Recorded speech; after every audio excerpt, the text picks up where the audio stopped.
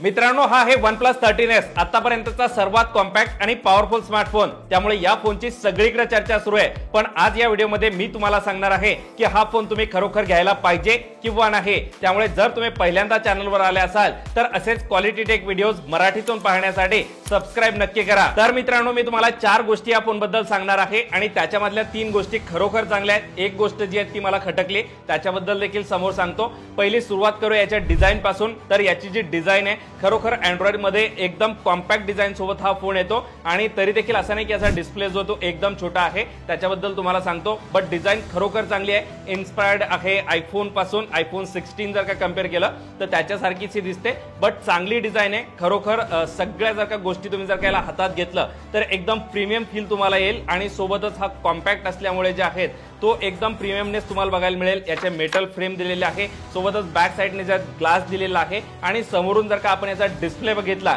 तर 6.32 इंचचा याचा डिस्प्ले दिलेला आहे। एमोलेड डिस्प्ले आहे, 120 हर्ट्जचा पॅनल आहे आणि LTPO हे पॅनल आहे। सोबतच याच्यामध्ये जे डॉल्बी विजन देखील दिलेला आहे। त्यामुळे जर का तुम्हाला मल्टीमीडियासाठी हा फोन यूज करायचा असेल तर एकदम परफेक्ट आहे। याचा जो ब्राइटनेस वगैरे आहे 1600 निटचा हाय ब्राइटनेस मोड दिलेला आहे। पीक ब्राइटनेस नाही, हाय ब्राइटनेस मिळतो या ठिकाणी। त्यामुळे जर का तुम्ही आउटडोर देखील याला यूज केला तरी देखील एकदम जबरदस्त डिस्प्ले या ठिकाणी मिळतो, मी तुम्हाला असं सांगेल।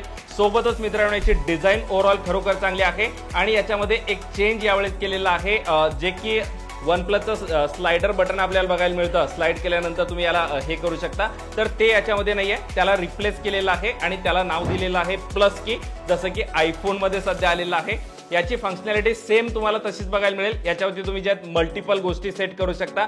जर का तुम्हाला सायलेंट साठी यूज करायचा असेल किंवा AI साठी यूज करायचा असेल, चांगला आहे। But at the same time ज्यांनी OnePlusचा फोन या अगोदर यूज केलेला आहे, ज्यांना स्लाइडर बटनची अगोदर सवय झालेली आहे, त्यांना हे थोडंसं जे कॉम्प्लिकेटेड वाटेल, बट ओके आहे। डिझाईनच्या बाबतीत तर मला हा फोन जो आहे एकदम चांगला वाटला। दुसरा महत्त्वाचा पॉईंट मित्रांनो या फोनचा जो चांगला आहे तो म्हणजे याच्यामध्ये एकदम हाय लेवलचा परफॉर्मन्स मिळतो। हाय लेवलचा म्हणजे अँड्रॉइड मध्ये सगळ्यात बेस्ट प्रोसेसर जे आहे स्नॅपड्रॅगन 8 एलिट ते याच्यामध्ये दिलेलं आहे। सोबतच LPDDR5X रॅम दिलेली आहे आणि UFS 4.0 स्टोरेज दिलेलं आहे। त्यामुळे टॉप नॉच परफॉर्मन्स मिळतो। बट या ठिकाणी एक जे आहेत मित्रांनो, जी चांगली गोष्ट नाहीये ती म्हणजे याचं जे USB दिलेलं आहे ते सेकंड जनरेशनचं दिलेलं आहे, जे की या प्राइस सेगमेंटमध्ये नक्कीच थर्ड जनरेशनचं देता आलं असतं। OnePlusने ते जर का दिलं असतं तर अजून चांगली गोष्ट झाली असती। बट एक चांगला परफॉर्मन्स मिळतो। जसा परफॉर्मन्स तुम्हाला OnePlus 13 मध्ये मिळेल तसा सेम परफॉर्मन्स तुम्हाला याच्यामध्ये नाही मिळणार मित्रांनो। सेम प्रोसेसर असलं तरीही, कारण हा जो कॉम्पॅक्ट केलेला आहे त्याच्यामुळे याचे थर्मल मॅनेजमेंट वगैरे याच्या सगळ्या गोष्टी आहेत, तर याच्यामध्ये थोडंफार कॉम्प्रोमाइज करायला लागतं कॉम्पॅक्ट फोनमध्ये। त्यामुळे बट टॉप नॉच परफॉर्मन्स जो आहे तो या फोनमध्ये आपल्याला बघायला मिळतो।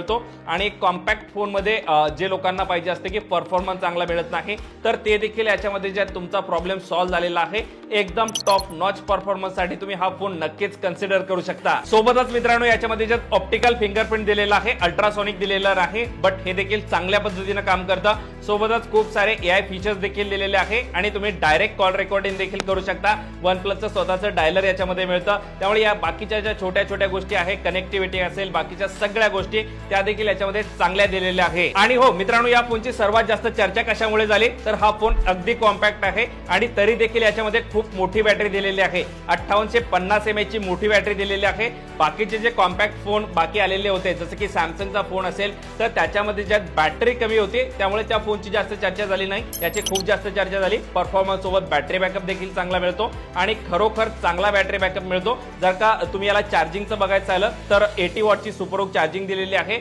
हा फोन लिटरली 50 मिनिटात फुल चार्ज होतो आणि याचा बॅटरी बॅकअप जो आहे, जर का तुम्ही नॉर्मली यूज करत असाल तर 1 दिवसापेक्षा जास्त बॅटरी बॅकअप आरामात मिळून जाईल। 1.5 दिवस बॅटरी बॅकअप तुम्हाला मिळेल आणि जर का तुम्ही हेवीली देखील याला यूज केला तर 1 दिवसाचा बॅटरी बॅकअप जो आहे तो आरामात मिळून जातो। त्यामुळे ही सर्वात मोठी गोष्ट मला या फोनची वाटली की एक कॉम्पॅक्ट फोन असून देखील याच्यामध्ये चांगला बॅटरी बॅकअप जो आहे तो मिळतो। त्यामुळे हा फोन जो आहे OnePlusने खरोखर अगदी चांगलं काम जे आहे बॅटरी बॅकअप देऊन या ठिकाणी केलेलं आहे। मित्रांनो, आतापर्यंतच्या या फोनच्या सगळ्या गोष्टी चांगल्या होत्या, बट आता मला न आवडलेली गोष्ट कोणती आहे? कॅमेरा। कारण याच्यामध्ये ज्यात 50 मेगापिक्सल मेन कॅमेरा आणि 50 मेगापिक्सल टेलिफोटो कॅमेरा दिलेला आहे.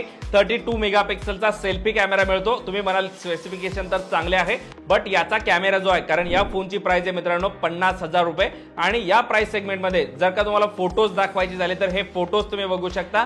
फोटोज दाखवण्यापेक्षा मी स्वतः तुम्हाला सांगतो, कन्सिस्टन्सी या फोनची जी आहे ती बघायला मिळत नाही.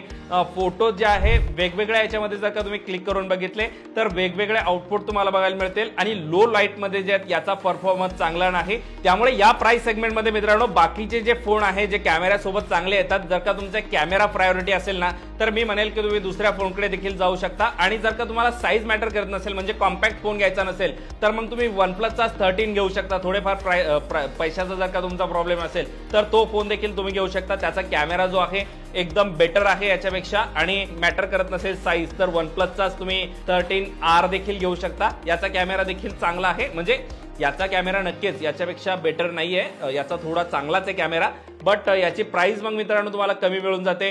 आणि याच्यामध्ये देखील बाकीच्या सगळ्या गोष्टी चांगल्या आहेत. त्यामुळे जर का या फोन बद्दल ओव्हरऑल सांगायचं झालं तर OnePlusने काय केलंय माहितीये का, हा फोन आहे OnePlus त्यांचा 13R, जो की 40,000 रुपयाच्या प्राइस सेगमेंटमध्ये येतो. याची 50,000 रुपये किंमत ठेवली आणि त्यांचाच OnePlus 13 जो आहे त्याची 60-65,000 रुपयाच्या प्राइस सेगमेंटमध्ये तो येतो. तर त्यांनी इन बिटवीन मधात याला ठेवण्याचं काम केलंय.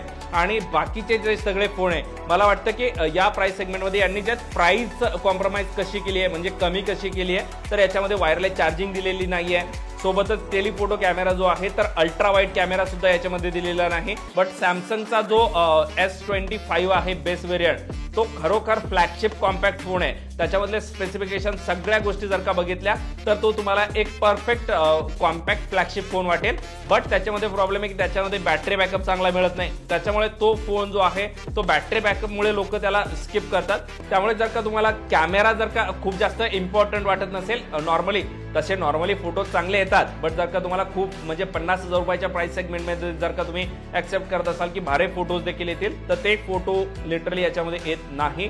त्यामुळे जर का तुम्हाला कॅमेरा देखील मॅटर करत असेल तर हा स्किप करून तुम्ही OnePlusच्या वरती जाऊ शकता किंवा खाली जाऊ शकता. हे दोन देखील ऑप्शन आहे.